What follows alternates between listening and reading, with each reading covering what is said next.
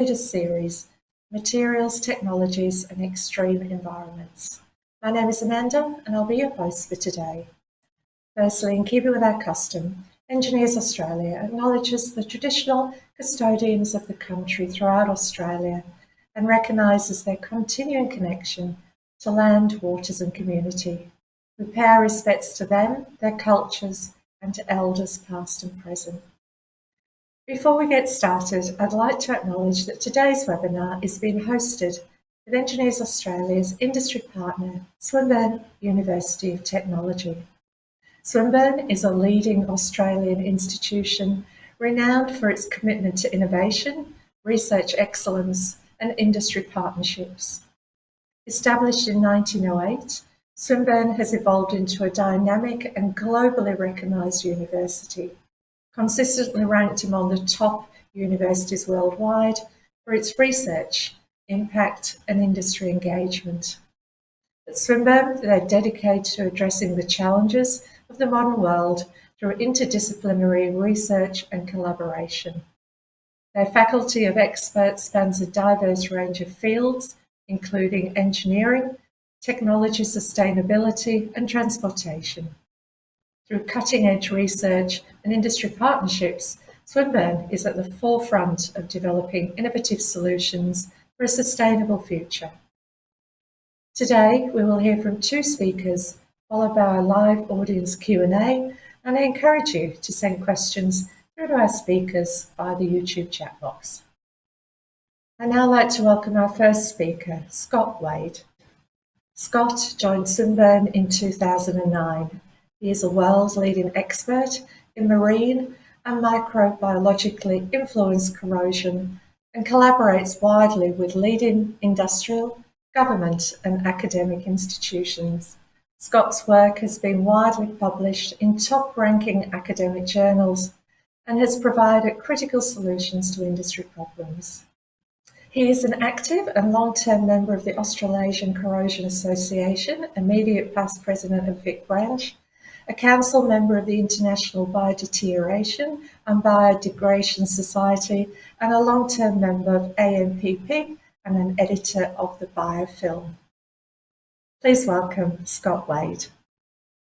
Thank you very much for that introduction. My name's Scott Wade from Swinburne University, and I'll be here today talking about materials technologies and extreme environments. And I'll be the first of two presenters today.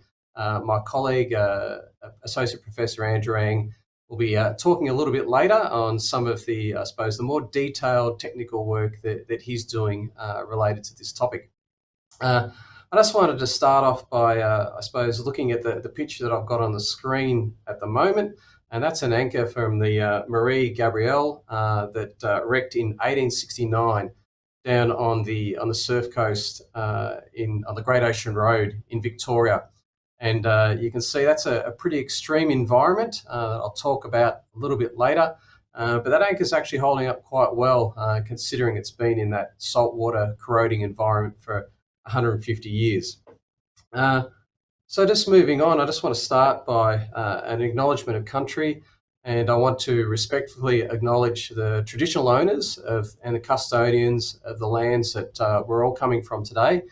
And in particular, I'd like to pay my respects to the Wurundjeri people of the Kulin Nation, who are the traditional owners of the lands of Swinburne's Hawthorn campus, where I'm recording from, or presenting from, I should say, today. And I'd like to acknowledge any Aboriginal people who are attending the presentation. So talking about extreme environments, and what does extreme environments actually mean? And you can see some examples on the slide here. Space, obviously there's a lot of work that's been done in space. There's a huge boom in work that's been done on things like satellites and various other aspects of space technologies.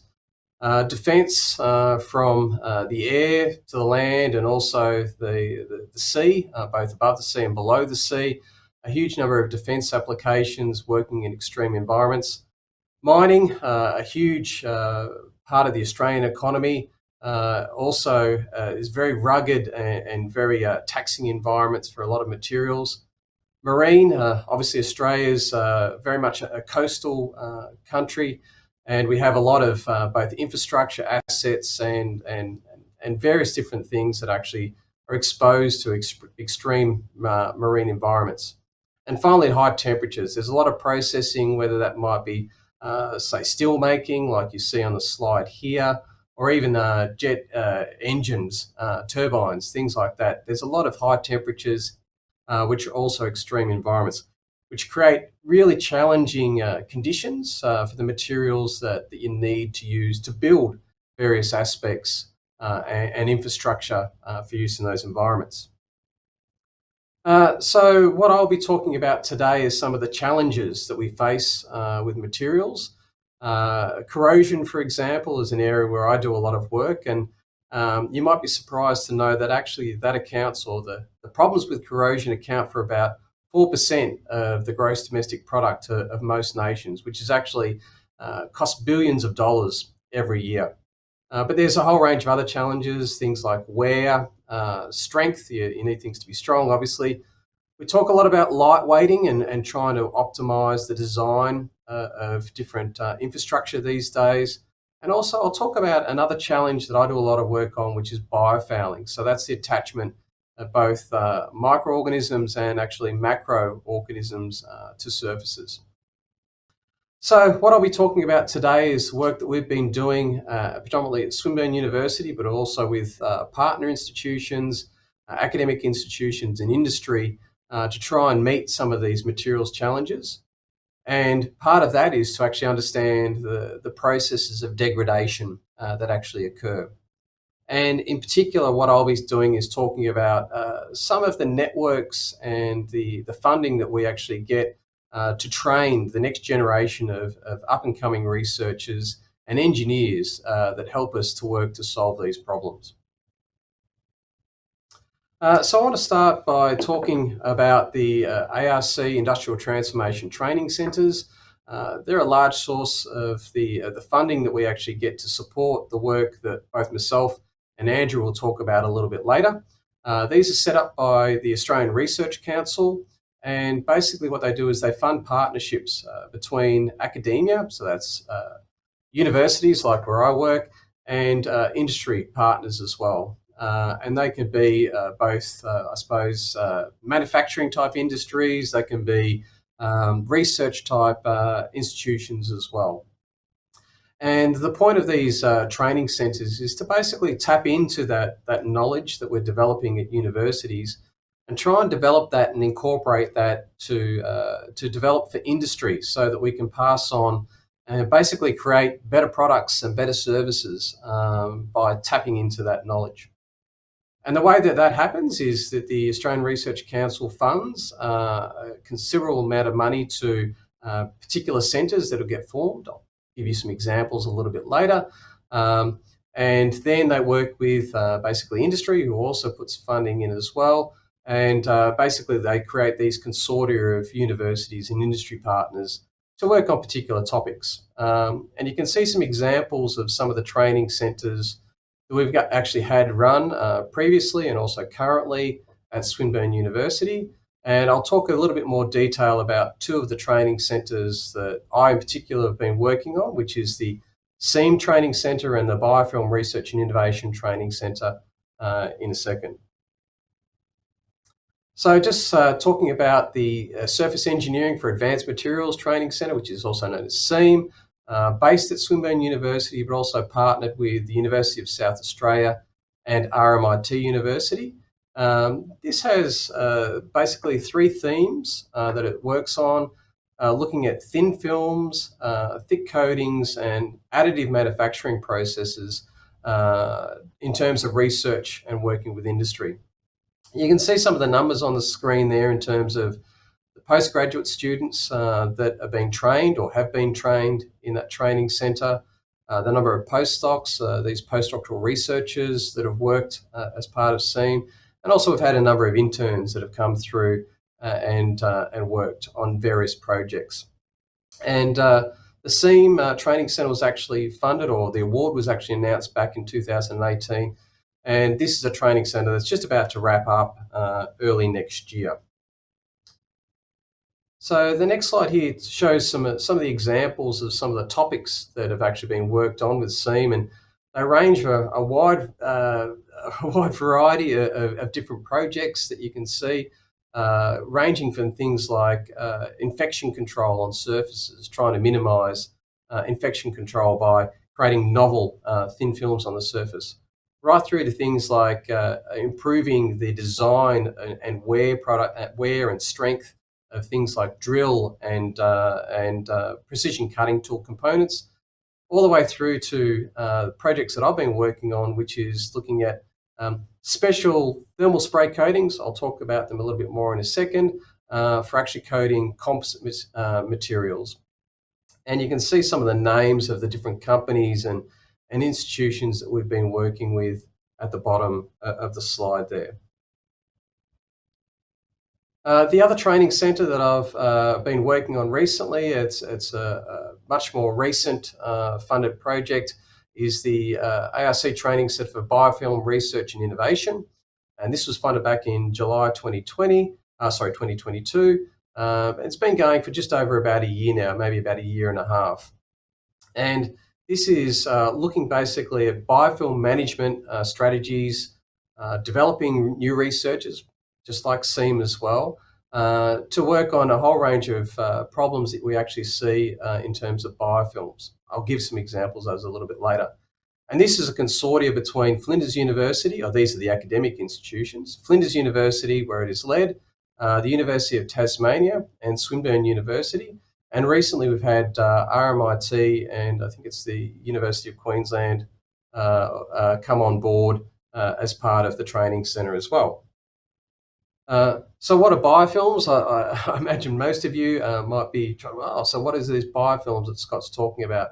Basically, what biofilms are communities of microorganisms that attach to a surface, and they create a whole range of different problems. You can see from things right through to tooth decay, implant problems in the medical type environment.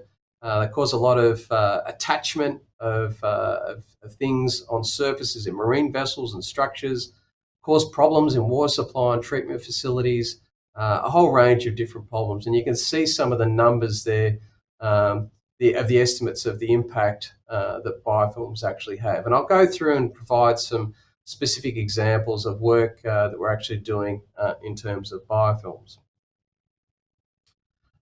So in terms of the training centre, the topics that works on range from defence, maritime, environment and water supply. So they cover quite a range of different topics, and you can see some a bit more detail of some of the areas that we're working through on the screen there, and some of the industry partners. So again, very much an industry-focused training centre where there's a lot of PhD students and postdoctoral researchers that are getting trained, working out in the field with industry to try and solve some of the challenges that we have in biofilms. Okay, so that's a bit of background, I suppose, on the training centres that we actually are working on to develop the next generation of researchers and undertake fundamental research, and applied research, I should say. Now I want to move on and talk about some of the examples of some of the projects that we've actually been doing in those training centres. The first example, or the first topic I suppose I want to go through, is the topic of thermal spray coatings. Not sure how many of you have heard of thermal spray coatings before. Most people would be used to things like paints, where you actually use a brush or a spray gun to actually apply some sort of material to a surface to do a whole range of different applications. But thermal spray coatings are a particular process where we use heat, so that's the thermal part of the spray, basically to melt and force particles, typically metals, largely what we're interested in, but it can also be a range of other materials. And basically they heat them up, small particles get fed in for a variety of different mechanisms, and those particles will actually splat and actually attach to the surface and create a really strong mechanical bond. And you can spray a whole range of different materials. But as I said, we're in the projects that I've been working on, we've typically been focusing on spraying metallic powders onto the surface. to provide a range of different applications or properties that we're actually trying to create with those coatings. And in the area which is predominantly that I work in is the marine application side of things, and you can see some examples on the slide here of some of the things that can actually happen with different components that are actually in the marine environment. You can get things like wear. If the surfaces aren't strong, you can get actually where there's a lot of sliding or friction, things like this, you can get a lot of wear problems. Corrosion, which is a large part of what I do, is a huge problem as well. But you can also see things like biofouling. So in the image in the center here, what you actually see is a piston rod. So that's some sort of actuator that is actually moving around. And you can see some fouling that's actually occurred on the surface there. This is I think it's an oyster that's actually attached to the surface of the rod there. And that's actually caused that rod to actually stick in place. Obviously, that is not something that you would want to actually have happen, for example, on a rudder or something like that in a ship. So that's a big problem that can actually occur in the marine environment. And also with a lot of modern shipbuilding, what you actually want to do, these are quite large structures or very, I suppose, complex structures. And what you actually want to do is you want to be able to create components that actually are lightweight, so you can actually put the weight of the vessel where you actually want it to be rather than where it has to be. And that actually will improve the performance of the vessel. And I'll talk about some examples of that in a second. So what we're doing is basically providing thermal spray coatings which can help with all of these type of issues.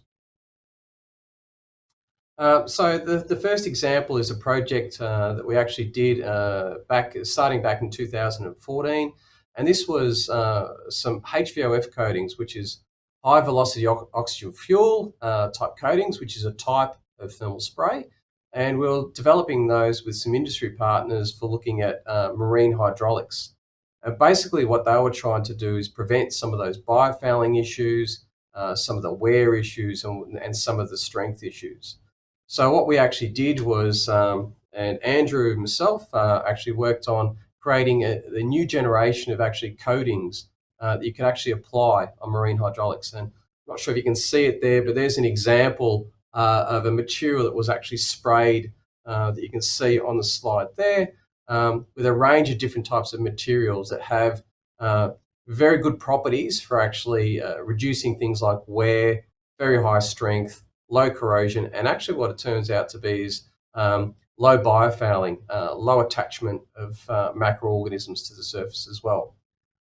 So we actually started off by developing these coatings right from scratch, took them all the way through field trials around Australia. Australia has very wide conditions in terms of the temperature and the climate, and we tested those at a wide range of conditions to optimize them and just to check how they're actually working.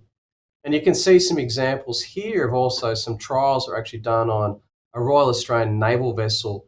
So the pictures on the bottom left are of some of the older style materials, traditional materials, which had a lot of problem with corrosion, and some of the thermal spray coatings on the right-hand side there. So I believe that for this particular vessel, all of the hydraulic stanchions on this vessel have actually been updated to include all of that new technology. So that was a really great win for that particular technology.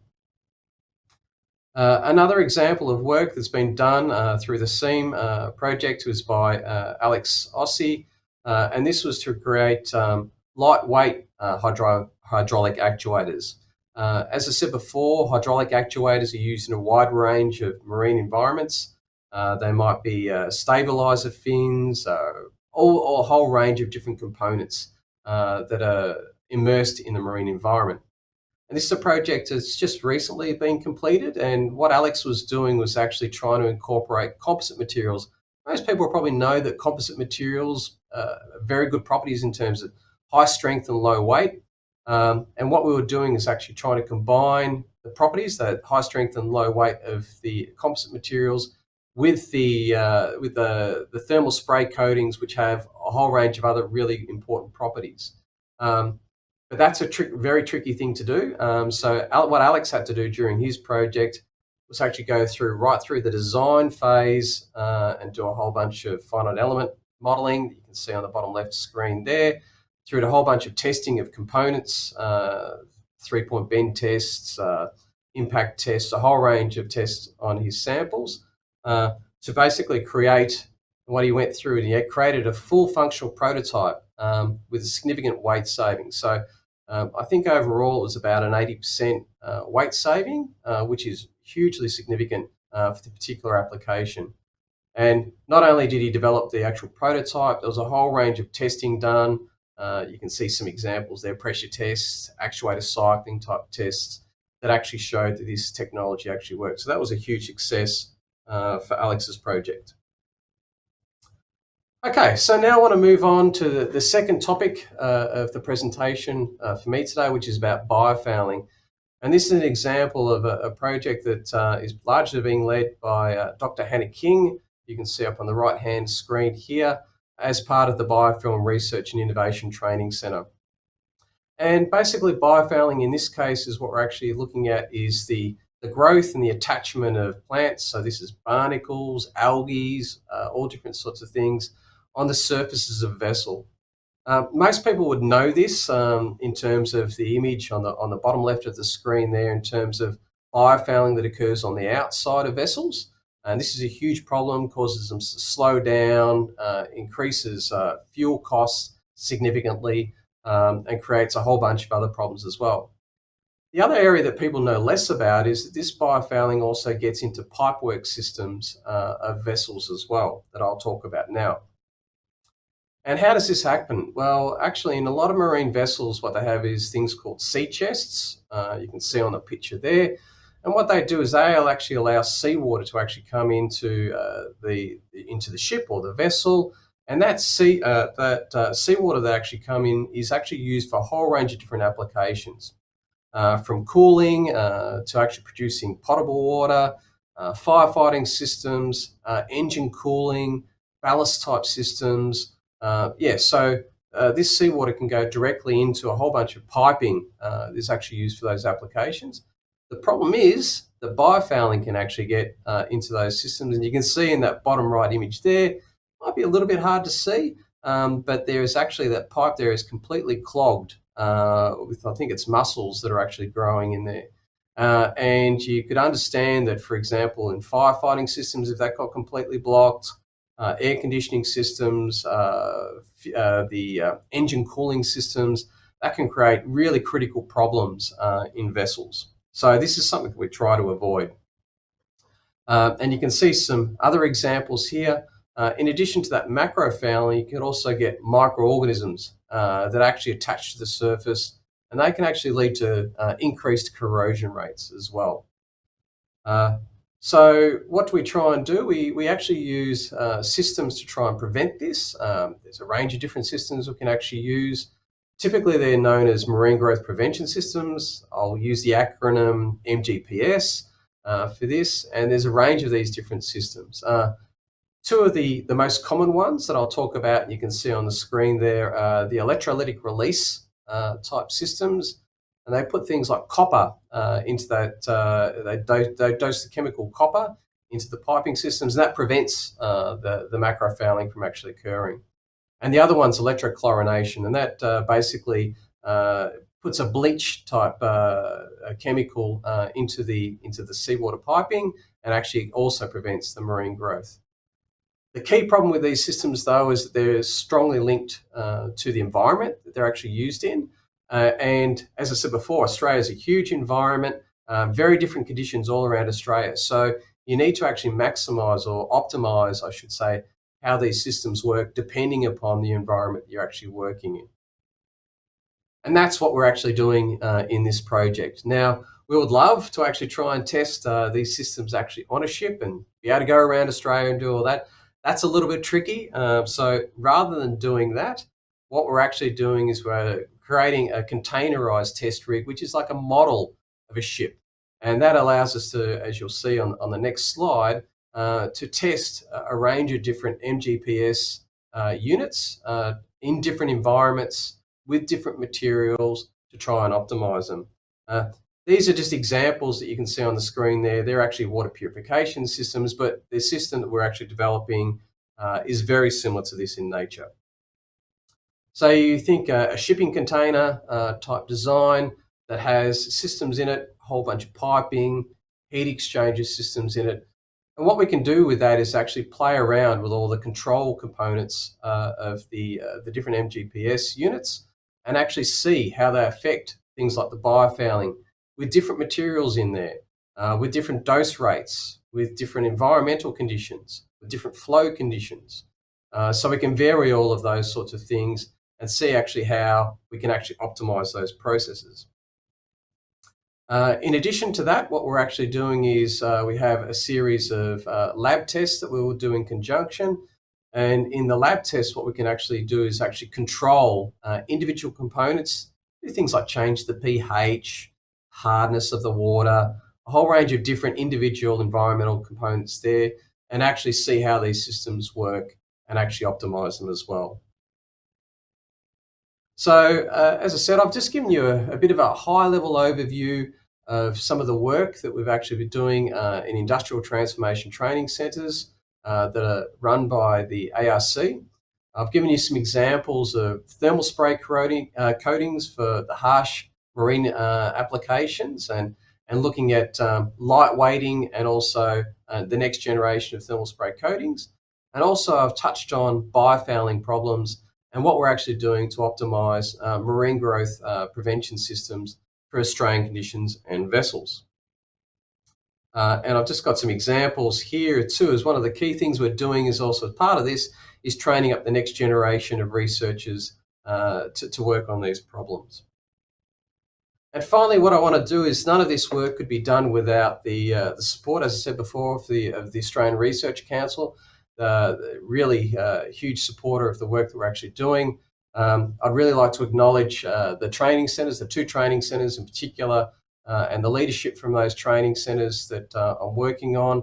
And there's a whole range of other institutions and industry partners that are actually working on these projects.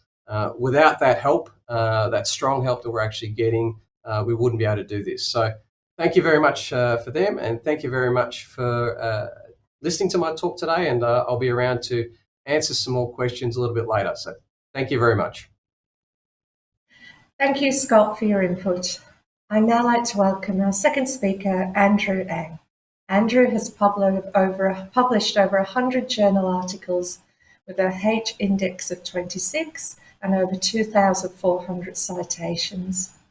His research revolves around applying emerging surface engineering methods, novel material alloy systems, and process innovations such as cold spray additive manufacturing and laser surface processing. He is recognised internationally for his work on thick coatings of high-entropy alloys, HEAs, or compositionally complex alloys, CCAs, plus hard carbide and oxide ceramic coatings deposited by thermal spray, cold spray, or laser processes. A national leader on topics relating to material characterization, mechanical testing, fatigue and durability, wear and corrosion assessment, and experimental stress analysis for surface coatings and additively manufactured metal structures.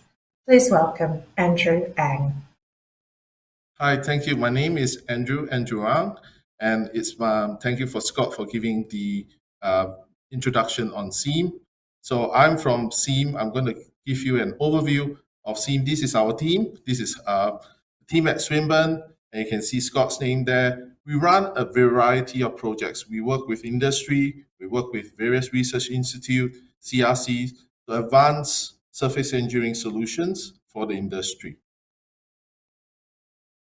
A bit of what we do. So we work with, as I mentioned, local SMEs and primes on functional yet practical challenges. For example, we are currently working on thermal barrier or thermal protection coatings for a variety of applications. You can see in the center there's a wheel and it has got a coating. We work with Carbon Revolution down in Geelong with regards to that kind of coating. We also work on using surface engineering techniques to actually help to make a greener, safer world. So steel production via hydrogen plasma, which I'll share later in a while.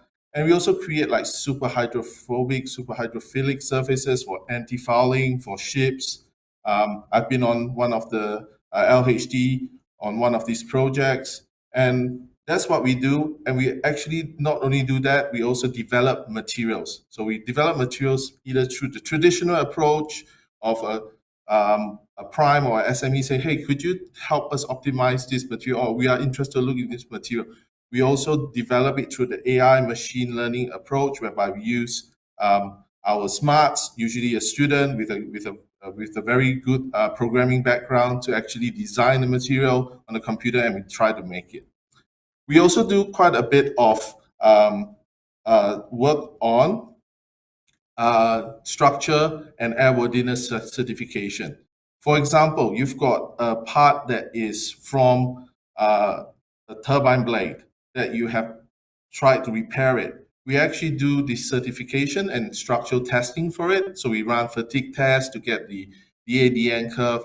We also work on a lot on 3D printing now, which is a quite a widely accepted technique for prototyping. And we actually try to, and also printing spare parts, we actually try to understand how does 3D printing compare to raw and traditionally casted material. So we actually do the testing from the coupon level, and usually the primes will do the top level testing as from the top of the triangle of the testing, which is the component level or the full scale testing.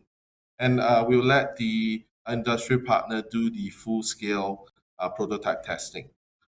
Now, I thought I'll give you a few examples of what we actually do. As I mentioned before, we work with hydrogen plasma for extractive metallurgy. What we do is we use our surface engineering techniques. We inject the fine iron ore, the iron ore that's been crushed, into our plasma system, but instead of generating a typical argon plasma, we actually generate a hydrogen plasma.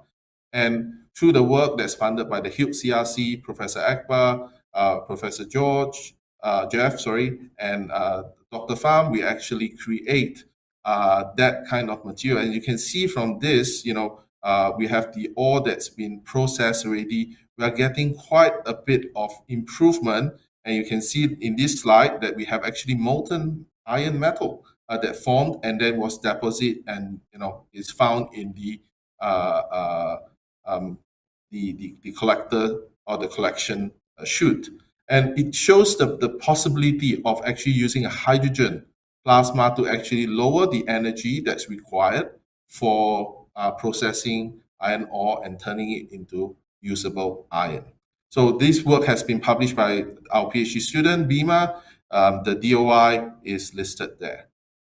Now, the other example that I want to give is what we do with the mining industry. That's refurbishment. So you can see here we are having a laser and we're moving the laser across the surface. And this is used for a hydraulic cylinder. We actually deposit hydraulic cylinder coatings to replace hard chrome plating.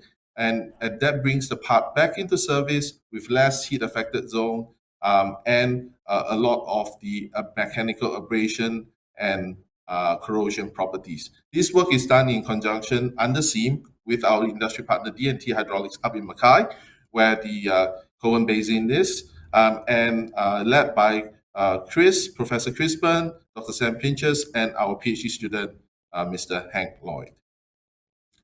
The other thing that we also do is investigate novel processes, such as this example number 3, laser shock peening. Laser shock peening is quite a new technique, and especially if you look at some of the aircraft industry, they use that to strengthen the blades of it. But we're thinking, can we actually use it in the field, say for the mining applications or for nuclear plant applications to prevent stress corrosion cracking or to promote adhesion? In this case, you can see a coating that's been deposited, and we actually laser peen this coating to improve its properties even more. And you can see we got adhesion strength of above 81 megapascal. It's very good improvement from where we were of 36 megapascals. So again, this work's been done by Dr. Niroj Mahajan. He's one of our early career researchers at SEAM, and he has published a paper only this year. Now, we also not only we do land coatings, we also do coatings for space. So we were contacted by the Rashid 2 rover team in the UAE through Airbus, and they said that, oh, can you actually create a coating for us that can actually mitigate adhesion and wear caused by lunar dust? There are many ways of doing that. There are many different kinds of coatings. So our team decided that let's try a work function matching coating. So what's a work function matching coating? The coating that is actually have the same electrode potential as the lunar dust. So what's the best way of doing that? Taking the lunar dust and developing a strong and adhering coating for the surface that we are trying to protect. And we did that. So it's now being tested at the Rashid Space Center, and you can see the bottom right-hand corner, the team's name engraved there, and hopefully we'll make it to the moon. Now, example 5, before I dive into a material called HEA, which we are very passionate about, and I'll give you a more extended tutorial. Example 5 is what we've been doing with Titomic over the last 4 years under Dr. Well, he hasn't got his PhD yet, but his PhD is under examination, Martin Albel, and he's working with Titomic on the process called cold spray. So cold spray is a solid state impact coating process whereby accelerate the particles so fast that when they hit the surface, they bond and they form the surface. But what parameters should we choose to create these coatings? What parameters should we choose when we want to actually optimize for certain mechanical properties? So Martin, over the last 4 years, has developed various machine learning techniques to not only forward predict. So for example, I have these parameters, I dial in, I should get these mechanical properties. He also has done backward prediction. I want titanium to have, of course, it needs to be theoretical. First, you need to work within the theoretical boundaries. So if I want the titanium to have a UTS of say 900, so he can actually advise what's the particle velocity, what is the spray parameter that is required to create these coatings. So Martin's now working for Titomic after he submitted his thesis, and he's definitely leading them on this journey. Now, I thought I want to actually switch gears now and talk something more technical. To talk about high entropy alloys, which is a very new class of alloys that our team has been working on for the past decade. So this work, again, is not done alone by myself, but I'm just a conduit. It's done by a huge team of people that are listed here: Chris, Ashok, Surinder, Aisho, so on and so forth. So I'll present some of their work. Now, when we look at traditional alloys like steel, we take iron, we put a little bit of carbon. Okay, that is your traditional way of alloying. Now, in the early 20s, someone from Taiwan and currently someone from the UK, called Brian Cantor, thought that what happens if I throw away that alloying concept and I just alloy by atoms?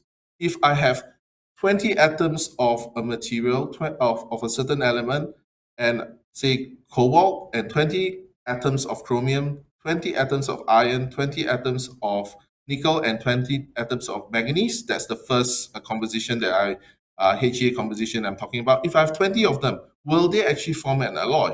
And lo and behold, if you increase the number of elements to a sufficient number, more than 5, it actually creates what we now know as high entropy alloy.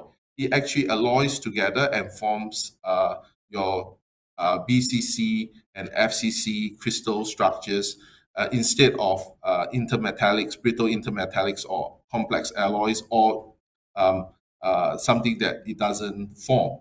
So it actually works. So from that grew a lot of different studies of people using various kinds of elements. They are alloying now by atomic percent. not by weight percent. So you're alloying by atoms. I know it's a bit confusing. So what I liked when I explain high entropy alloys to my students is think of it like playing basketball. So if you are into basketball, you're into the NBA. And I was born in the 80s. So the Chicago Bulls was my hero when I was growing up, and they were centered around Michael Jordan, which is a very famous basketball player. He's the iron in the team, right? And then there's the other stars that are around, Scottie Pippen, Dennis Rodman, that are the alloying elements. You add a little bit of them, but everything is still gravitated towards Michael Jordan, the star. And that's your typical stainless steel that you know now, right? So if you pick up your fork now, that's got 17 chrome, maybe 12 nickel, a little bit of moly, and manganese. Now, when we talk about high entropy alloys, I need you to think about it. It's now you have an all-star game. You have each of them are equal atoms, each of them are equal stars.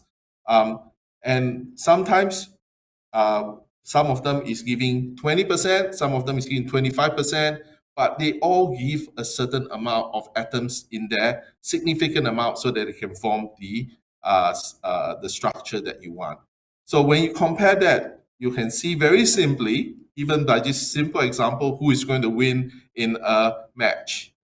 So high entropy alloys have been really taken off over the last few years, and our team works on coatings. How do we actually take this material instead of making them in bulk, but actually making them as coatings? So we have, as I mentioned, a wide variety of surface engineering methods, and we use that to our advantage to create coatings. And then you can see this is a graph of the various high entropy alloy coating publications that are out there. Until 2003, it's definitely growing. So we are one of the pioneering groups, and we work on both the process, design, and the property. So what I call a full stack approach, whereby we create the material, we actually design the material, create the material, code the material, measure the properties, and we go in a full loop.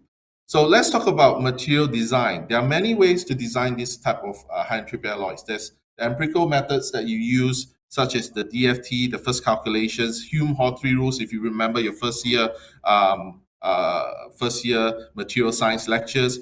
There's also the CalFET method that I will talk about in a while, which we use a lot in our group. It's software driven. You might need to write some codes, but then you can do high throughput calculations.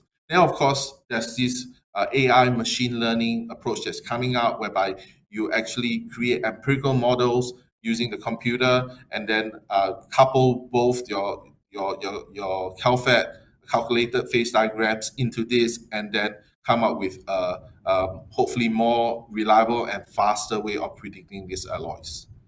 So let me show you a microstructure of how a HEA looks like. This is Australia's first HEA. I can proudly claim it, because before then no one was actually making this kind of coatings. This was done about 10 years ago, 2013, during the Christmas period. And we got this coating through a collaboration with IIT Madras in India. So our partners from India came down with the powders, and we developed the coating together. So you can see that it's filled with different colors, right? So you've got different grays, and that tells you a few things. In a while, I'll deconvolute what the gray is and what the sort of dark gray is. And you can see there's a variety of cracks, of pores, and all that, right? So we can control these cracks and pores by parameters, processing, different methods, or higher energy, and we can also change the powder so that it doesn't give you that much cracks and voids. But in principle, you can actually spray them as coating. So we published that work in, as I mentioned, 2013 we did it, and in 2015 we put the paper out. You can see that there is two majority phases in there. So the coating start off with this XRD pattern, the X-ray pattern. The majority of the powder had a BCC phase, which is a body center cubic phase, and then also a FCC phase, minor FCC phase. But when we develop as coatings, you have your light gray and the dark gray, and one of it is the FCC phase, so the one that's more prevalent, which is the light gray, is the FCC phase, and the dark gray is the BCC phase. And how do we do that? How do we know we did that? Because we actually have a nano indenter, and we indent the different phases. So we plant the indent on the white phase, we plant the indent on the dark gray phase, and we plant the indent on the black phase. The black phase is oxide, so there was some oxidation that happened. So we know that, okay, the white phase is the FCC phase or the BCC phase, and so on and so forth. So we are able to then characterize and do that. We are able to also measure through advanced techniques like transmission electron microscopy and EDS, electron dispersion spectroscopy, to find out the proportions of the elements in it, and we are able to study that in great detail. But what sort of led us on is, okay, can we actually predict and can we actually control the amount of phases in each of these coatings and or each of these materials? So if I say I want 50% of FCC phase and 50% of BCC phase, can I actually control? Can I actually do that? That led us to think a lot deeper. We spent a few years exploring this into how do we actually do that. Because if you look at the literature and you look at also the periodic table, if you try to do this in a trial and error method, right, you have billions, trillions to billions of combinations. If you have 5 elements only, periodic table choose 5, you have 30 million compositions possible. And if you want to have more and more, it goes up to the trillions. So this is crazy. I was telling I showed one of our postdocs, I was a PhD student at the time. So we sort of finally cracked the bubble by looking into a CalFET design. So by using thermodynamic functions, thank you, Gibbs. What has happened is we are able to now use thermodynamics to predict the different, calculate the phase diagram and predict what kind of phases that we get. What we also have to do is actually to assume that these coating processes is a rapid heating and rapid quenching process. So you heat up the material very quickly and then you quench the material very quickly. So we need to understand that, and we need to be able to model that through our simulations. Simulations that we particularly use is called sharp simulation that allows the rapid cooling to happen. Now, we tested this, and we tested this through both empirical method and through the software method, and we actually produced some powders, and we actually tested it and measured the amount of phases, so see whether we can actually control the amount of phases. So without going into too much details, we were able to actually predict what kind of phases that comes out first and the amount of phase that comes out. So the CalFET calculation matched very well with the experimental validation. So if you're interested in the paper, you can look up ASHO et al. JTST. It was published last year. So we detailed how can we actually use the CalFET method with the sharp simulation to actually predict the rapid cooling, the phases, and also the amount of phases from the CalFET method through that. So along the way, we also started to work with different ideas that our team had. What happens if you can't control, but you can mix different phases? So we took 2 different HEAs and we blended them to get a soft hard. So one of these coatings, one of these powders is a hard powder. One of these coatings is a soft powder, and we mix them together to try to get a composite. And we have sprayed them, as I mentioned. We can control the powder, we can control the the parameters, and you can see this is now quite free of the cracks and the voids that you saw just now. And we can also do the same measurements about the different elements and this work also has been published in Scripta Materials 2 years ago. And the driving home point here is, you can actually mix powders to get different HEAs, and the predictions using your rule of mixture from your first year materials lecture actually still works. Now, this is the slide whereby we show the various different mechanical properties of it, and this coating is really hard yet ductile or tough because of the two phases that we put in, the BCC and the FCC. The BCC phase is tend to be more brittle but tough, but hard. Sorry, and then the FCC phase is tend to be softer but imparts toughness into the coating. So we can actually measure this. We can also see from here where the BCC and FCC phase is by the color contrast, but we also indent it just to check that what we said is correct. One is hard and one is soft, and we also did some modeling work with the University of Pittsburgh in the US.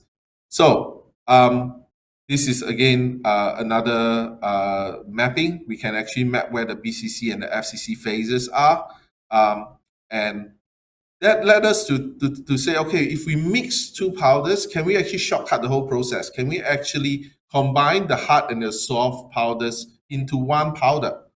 And that led us now to probably the last example that I'm going to give you, eutectic high-entropy alloys. So the powder itself has both hard and soft phases together. So you can see here, we have mapped out where the BCC and where the FCC is.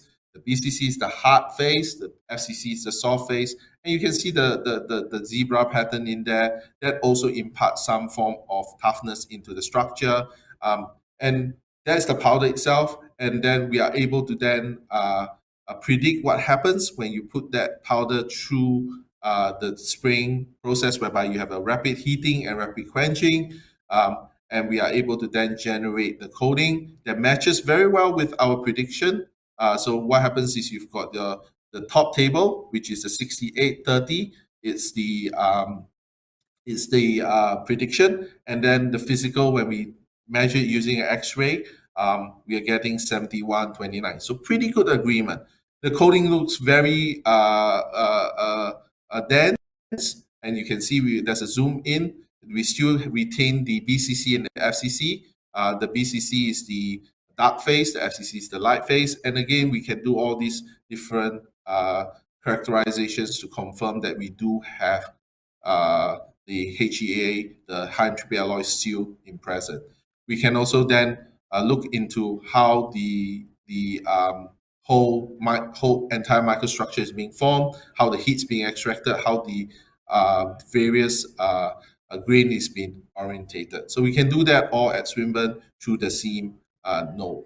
So this is sort of my concluding side. I'm running probably a little bit over time, but we like to summarize by saying that HEA is something that is quite exciting for the materials community. It gives us a lot of options. Some of you will hear, instead of HEA, they will call it compositionally complex alloys.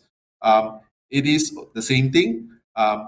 Basically, you can actually design it using phase diagrams, using software packages that I've shown you. You can create not only equal atoms, but sometimes different number of elements, but also different proportion of elements.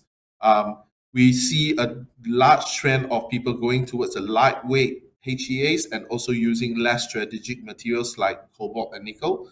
We can do that. We can design cobalt-free HEAs. We can design cobalt and nickel-free HEAs too. Of course, there's always the cost and benefit and also some trade-offs, but we can also study that through our fundamental understanding of microstructure and properties.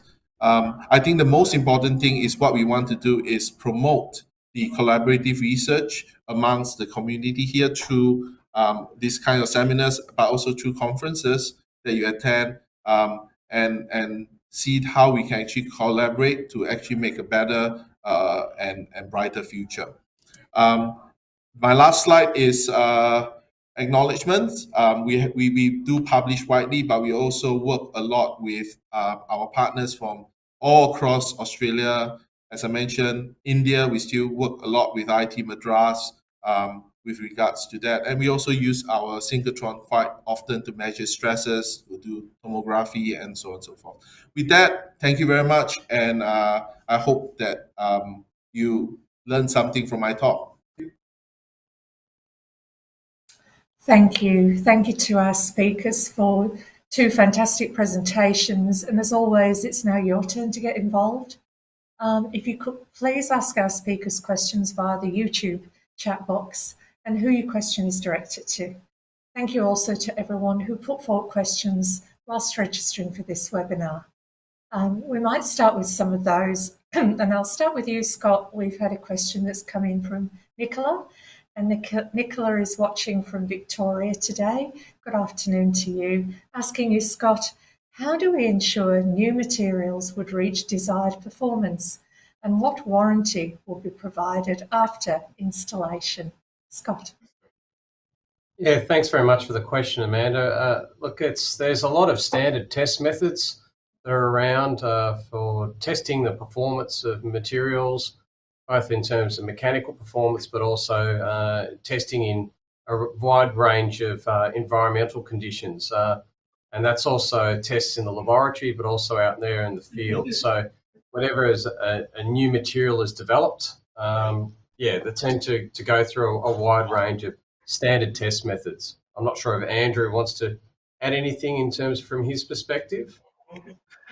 Yeah, so I think from my perspective, I think a lot of the coding providers within Australia, they do adhere to a certain specification or standard. So and they do also in some cases provide some form of warranty. So it really depends on the type of coding, type of installation, but in general fact, most of the codings do perform according to a certain specification, whether it be a company spec or will it be a defense spec. Yeah. Thank you. Thank you for that. Moving to Queensland, we've had a question that came in from Elizabeth. And Elizabeth is asking you, Scott, again, where is the next research development looking to be explored and implemented? Thanks, Elizabeth, for that question. Yeah, that's the $1 million question, right? We're all looking for the next, I suppose, next big thing in terms of research. It's a very broad question. I suppose thinking about some of the materials challenges, I think Andrew and I touched on a few examples of some of the areas that we're looking into. There's a lot of work being done on, I suppose you would call it maybe additive manufactured or 3D printed materials in terms of different properties. And also Andrew talked about, of course, the high-entropy alloys that have a wide range of different advantages, whether that's the mechanical performance, whether it's the weight, or environmental performance as well. So, yeah, there's lots of things in those sorts of areas that have been done on. Andrew, I'm not sure. Did you want to add anything to answer that question? I think you did a pretty well on that answer for that one. I suppose the only other thing I'd maybe add on to is there's a whole range of new challenges. For example, and we talked about that today in terms of environment. So, we're finding out new things in terms of like space applications. We're finding, for example, radiation resistance of materials is becoming a big problem or a big issue that needs to be solved for space applications. The nuclear industry is a huge challenge. I was going to say that, yes. I don't know. There's also just things like new temperature challenges in terms of environments for jet engines and things like that. So new coatings, hypersonics. Andrew, anything else? Yeah. So I think you mentioned some of the key applications and also our push for green energy, push for recycling, sustainability, coatings, can the coatings be recycled? Can materials be turned into, giving it a second life? I think these are some of the challenges that we are trying to address. And then there are emerging new applications, like you mentioned, nuclear, hypersonics, and so on and so forth. So yes, it's a good time to be a materials engineer. There's also a lot of corrosion problems, biofouling problems. So yes, there is a whole host of challenges for us to tackle together. Thank you both. Andrew, staying with you, a question has come in from Michael, watching in New South Wales, asking you, Andrew, I'm interested to know what advances have been made on the production of corrosion-resistant material for use in the maritime and aviation environments. Thank you, Andrew. Yeah. So very good question. I think over the last maybe even 10 years, there's so much more new developments in terms of steels and nickel alloys. Your super duplex stainless steels have all come online now. They're widely used now in the marine and in the offshore industry. In terms of the nickel super alloy, in terms of even aluminum alloys, there are a lot of new developments in terms of like scandium-based alloys, scandium, zirconium, magnesium-based alloy. So there's a lot, and I presented what I feel is also another push towards the HEA, the high-entropy alloy, and being able to use less of the strategically important minerals like nickel and cobalt, or avoid using them at all. So HEA to me presents a critical step for us to rethink how we alloy and probably hopefully reshape the way we use some of these critical metals that we have. There's some of it are very scarce. So yeah, so this I think is a good push towards new technology, new ways of alloying metallurgy, and hopefully we can again, as I say, tackle some of these future challenges. Scott, is there anything that I missed out that you want to add? Yeah, I think the only thing I'd probably just add on to that, Andrew, is a little bit about cost, right? So I think that's one of the challenges as well. So while there's a lot of work being done developing really new and exciting materials, we have to really balance that up with the practicality of actually the cost that's actually going to use to those particular materials. So, and as again, just touching on what Andrew mentioned about the availability of particular materials. So, yeah, that's just something small to add on. Thank you for that, Scott. Andrew, we've had a question that's come in from Varkas in Queensland, asking you, Andrew, Wow. what are the best thermal coatings for Pelton turbines in hydropower plants? Wow, that's a very specific question. I think hydro turbines, we haven't worked on hydro turbines, but we have worked on turbines, across some of the power gen infrastructure across Victoria. I believe there is a lot of opportunity for us to restore or even design turbines that have those coatings already put on. Some of the learnings from what we did with the marine hydraulic components, I think can be transferred. So I would recommend a coating that is probably nickel and high chromium and high nickel base, and hopefully it also has some wear resistant component because you will have some rubbing in there. So yeah, these are some of the things that I would recommend, and probably through one of the coding methods. Thank you. And may I Scott. just quickly touch on, just quickly touch on one of the things that Andrew mentioned there, which is really important about some of the techniques that we've talked about today in the thermal spray coatings. And there's not just the thermal spray coatings, but some other coating processes where you can actually restore. So, for example, if you've got corrosion or wear issues like an old component, you can use some of these coating methods to actually restore the surface to almost pristine conditions in a lot of circumstances, rather than having to scrap a component and replace it entirely. And that is really important in terms of cost and also the time involved to actually replace critical components. Yeah. Thank you for that. We're talking about this afternoon material technologies in extreme environments. And Scott, starting with you, excuse me, I'm really interested to understand how industry interacts in the university space and also with its research. Yeah, I mean, that's a really good question. And most of the universities, and Swinburne has a very long history of working with industry. That's one of the things we really pride ourselves on. That starts from from the start pretty much of an undergraduate degree at university. That we have a lot of internships and things like that through, I suppose, an undergraduate degree, right through then to I suppose placements during PhDs. We have industry-based type PhDs, such were mentioned in the two training centres that I talked about today. But then also Andrew and myself have been working with industry for a long time in a variety of different ways. How can industry get involved in research? Well, they just get in touch with us, and we can talk about various ways to make that happen. From small and some small consulting type work, right through to large scale type, being part of, for example, a training centre or other forms of, we can get joint funding to support that. Andrew, did you want to add anything on in terms of industry partnerships? Yeah,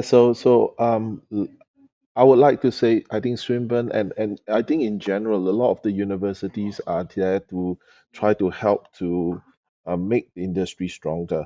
So, in partly, I'll speak about Swinburne. We are very industry facing. So, we through the training center, or even through our institutes that I'm part of, we try to get real life problems functional yet practical. That's one of the things that I think we divert our research and also divert our work towards. We love to interact with industry, and as Scott mentioned, um, please email us, give us a call, reach out to us, and we will try our best to see how we can actually help you with your individual challenges and partner together. If there's a research project or if it's a placement that we can host, we can accommodate it. If through SEAM for the last 5 years, we have graduated close to 50 early career researchers, and most of them have gone on to the industry, and are holding jobs within the industry. So that's something that we love to continue to do and partner industries in doing that. Thank you, Scott. Thank you for the question. Yeah, and maybe just to add to that, I suppose, is a lot of people from industry might perceive universities as being this fundamental places of fundamental research, and yes, there is a lot of that goes on. But I think increasingly there's a lot of work being done that is directly trying to find solutions to problems that industry actually has. And yes, as we've mentioned, both Andrew and myself, we're really trying to actually help Australian industry move forward to solve some of their challenges. Thank you both of you for that. We have a question to both of you, starting with Scott, that's come in from ESAN. Good afternoon to you. Saying, hi Scott, thanks for your presentation. How thick is the coat of hot spray coating normally? Yeah, look, Andrew is probably the expert on this topic. I know I can dabble a little bit in this, but it depends upon a little bit the technology that's used. But it's usually the order of, and correct me if I'm wrong, Andrew, anywhere between, say, maybe tens of micrometers, tens of micrometers to maybe the low hundreds of micrometers. Would that be correct, Andrew? Yeah, I actually talked about it during the industrial day just for that happened on Monday. So you're right. You can from tens of microns all the way to millimeters. So there are companies that use coding technology in a different way. They use it to actually do 3D printing or 3D shaping. For example, they use a laser instead of forming a coating like a cladding. They actually create a whole 3D structure from it. So some of them use cold spray to actually print the whole 3D structure. So yes, it can be from thin to very thick. Thank you. Thank you for that. Scott, we've had a question that's come in from Gordon. Good afternoon to you, asking, do you see the biofilm coatings as good for piles and similar structures in saline water environments? Thank you, Scott. Yeah, that's a really good question, and it's a big area of problem around Australia. Being a very coastal and marine nation, we have a lot of infrastructure, lots of ports and jetties, and critical infrastructure that is right on the water and supported right through into the immersed environment. And there's a lot of work being done to try and find solutions to the corrosion problems and also the biofouling problems of those structures.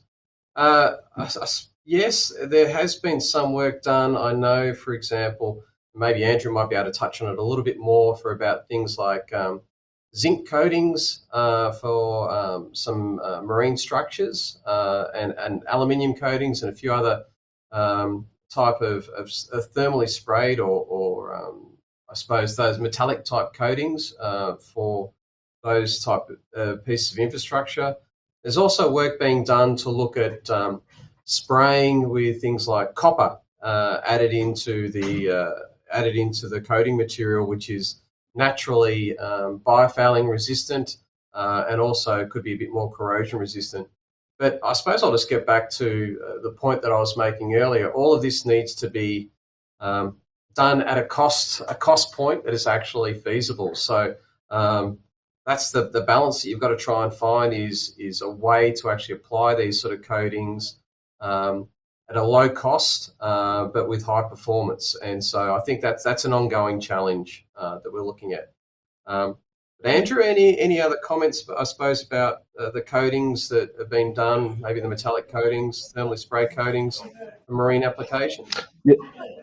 Well, I think, the ones that we work on currently, our team is also working on coatings for the impellers of ships, those big ships, bronze base, nickel alloy bronze base. I think these are some of the concepts that are going out there, and how to actually also protect and also restore some of the components that have gone through corrosion or pitting because of the marine environment. So yeah, definitely there's a lot of research going on down there, and hopefully we can bring some good news in the next few years that we can share with the public.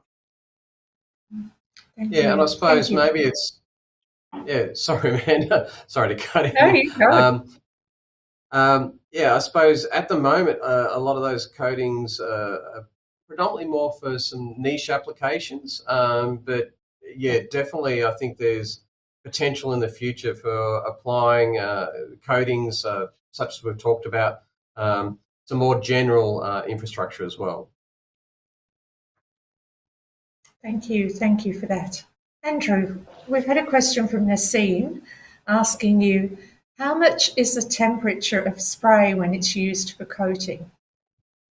Yes, done correctly, you should say. If done correctly, we always try to keep it around 200 to below 200 to 300 for the substrate. So we try not to create for the coatings that we work on, or the coatings that we put down. We try not to create a large heat affected zone. So what we do is we try to keep the substrate as cold as possible. Usually below 300 degrees Celsius. That's the rule of thumb, but obviously there are many exceptions that you have to spray hot for whatever applications that you need to overcome. So yes, hope that answers that question. That was a very simple technical question. That's good. Scott, do you want to comment about the temperature of spray? Yeah, and Amanda, apologies. Andrew and I are tag teaming quite a bit with the answers to these questions. Yeah, so I think the other point to be made is there's the two different temperatures. There's the temperature of the substrate, but then there's also the temperature, for example, of the flame that you need to use to actually melt the materials. And again, Andrew could probably talk on this a lot better than what I can, but I mean, that can be up to the thousands of degrees, depending upon the particular material that you're actually trying to melt. But that's actually at the flame, and then it cools down as part of the spray process. And so it might cool down to, as Andrew said, well below that couple of 100 degrees actually when it hits the surface. The other thing that we've been doing quite a bit of work here at Swinburne is, and you might appreciate this for the composite materials, is looking at different processes to try and minimize that temperature actually at the substrate, because some of the composite type materials will actually be affected by high temperatures. So we're looking at a whole range of different techniques to try and minimize the temperature of the actual particles as they actually hit the surface of the material. Thank you. Thank you. We've had a question come in from Vishal asking, Andrew, maybe both of you, asking, with the increasing interest in sustainable materials, what role can high entropy materials play in promoting sustainability in material production and usage? Thank you. Yes, very, very good question. And it's something that I'm very passionate about, because with high entropy alloy, you can actually alloy with an intent that say, I do not want to have cobalt. I don't want to have the cobalt, but I still want to have the same properties. How can I actually play my jigsaw puzzle that I still get the same properties? So it's possible, but it requires, you to understand thermodynamics, understand phases, understand chemical elements and all that. So that's what we do quite a lot in at Swinburne. And also, I believe it allows us to um, think about how do we actually get the high entropy alloys from a very sort of pragmatic way. Do we always use pure elements, or can we use an already pre-alloyed element? So these are some of the challenges that we will try to answer over the next few hopefully in the next few years. But it does allow you to think about new ways of of um, of alloying and still get the same properties that you want. So you still want corrosion resistant, but you do not want to use that much chromium. You do not want to use that much nickel. How do I actually get there? Of course, there will be some trade-offs, right? And how do you manage those trade-offs? So I believe high entropy gives you the flexibility to do that. And that's why you can see there's an explosion of so many research papers.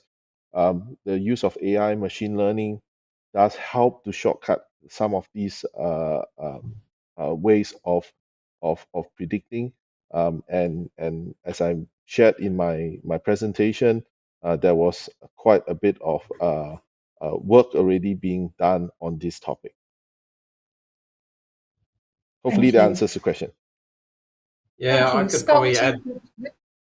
Yeah, sorry, once again. A couple of things, I suppose, Andrew, in addition, there's also the possibility of recycling as well. So in terms of using recycled materials in the high entropy alloys, so that's another thing. But you also made a very good point about the artificial intelligence, and there was a question earlier about the next sort of research development, and I think that's artificial intelligence is a huge area across a wide range of different research topics, and materials development and performance is, definitely one of those places where artificial intelligence is going to make a big difference moving forward.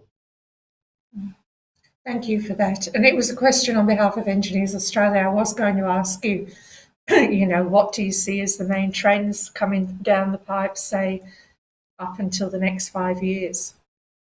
Andrew. Main trends, I see we need to look into new ways of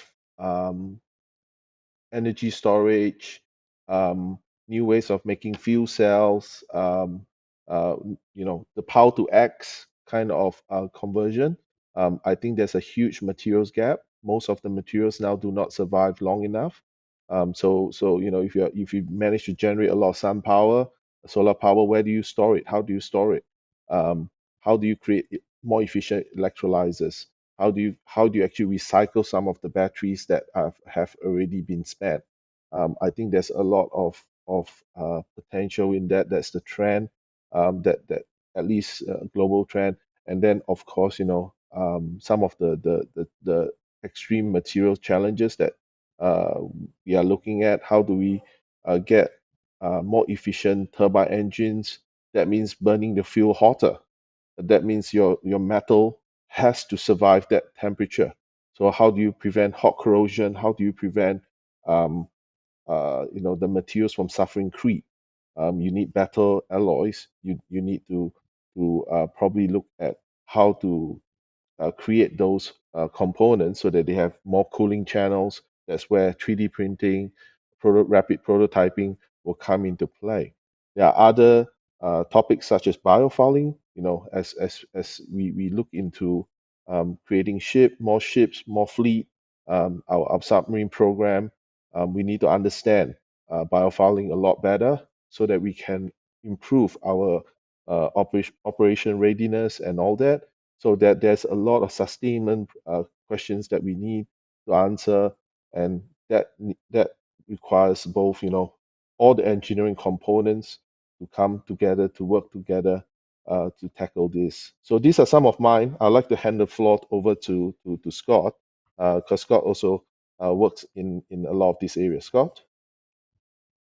Yeah, look, I think you've touched on a lot of the areas, Andrew. I mean, the other one that I just quickly wrote down was about the changing environmental conditions. So, in terms of there'll be a lot of areas around Australia that are exposed to different environmental conditions. So, what materials need to be used in those particular applications? With global warming and so the changes in temperature, and also that'll have changes in biofouling that Andrew talked about. But yeah, I think you talked about it pretty well, Andrew. Yeah, I mean, Thank you. the other ones that I just want to quickly add. I mean, the other ones that Scott, that we work a lot on. There's a lot of trend towards lightweighting, trend towards Mm. creating more Yep. efficient, safer vehicles or parts. So these are things that, yes, you can lightweight it, but you will need a functional coating. I'll give you the very good example during my talk of a carbon fiber wheel that one of the companies in Geelong is making, right? That if we need to put a coating on, else you will face some thermal challenges. So the base of the infrastructure is there, but we need to work together to innovate, to then create other things like space. We talk about exploring space. We talk about being a launch and return site. We need to be able to repair these parts. We need to be able to efficiently look at that launch and return. How do we repair and certify? Materials need to be applied. Mechanical engineers need to know the certification process, and civil engineers need to look at the structural loading and everything. So these are all things that are coming our way, and I think there's a lot of potential if you all work together to create a brighter future for us, all engineers. Thank you. Thank you for that.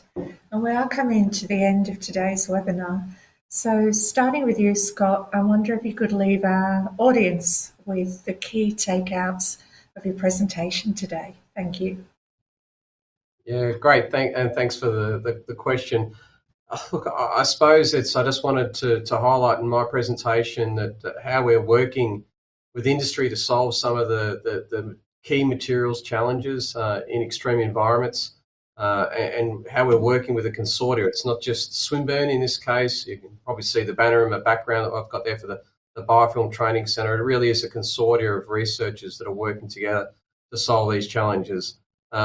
Both Andrew and myself and a range of other researchers around Australia at universities really want to help industry. So please get in touch, and we'd really love to try and hear from you and work with you to solve those challenges.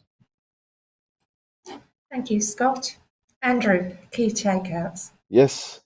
Thank you, Amanda. I'll make it quick. I think we need to. I stress this so many times. Can you hear me? Yes, yes. Yep. Yeah.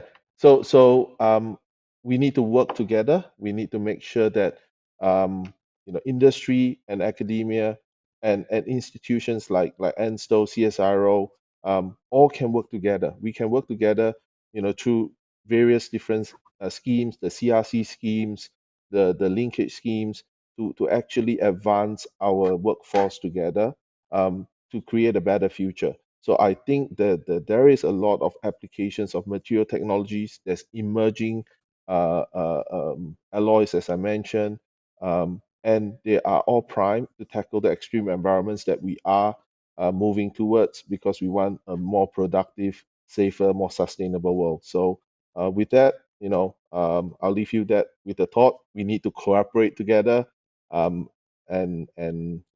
make a safer, better world. It's a lovely, lovely sentiment to close on. So thank you for that. We have run out of time, so please join me once again in thanking Scott Wade and Andrew Ang for their time and input today. I'd also like to thank Engineers Australia's industry partner, Swinburne University of Technology, for their ongoing support. As always, we're at the end of the year. We'll be assessing what we're going to do next year. So if you could please complete a short feedback form, which is linked in the description box below, to help us improve and plan for future sessions. Thank you again for joining us, and I look forward to seeing you at our next Thought Leaders event. Thank you and good afternoon.